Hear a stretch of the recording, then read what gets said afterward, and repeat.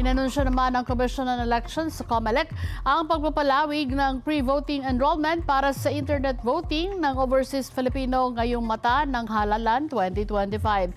Sa isang post, sinabi ng COMELEC ang lahat ng registered voters sa 77 lugar sa mundo na nag-adapt ng Philippine Election Internet Voting ay maaari pang makapagrehistro hanggang bukas ng tanghali oras dito sa Pilipinas. Maaaring mag-enroll ang overseas voters sa link ng COMELEC na ob.comelec.gov.ph/enroll para makapagparehistro sa online voting and counting system.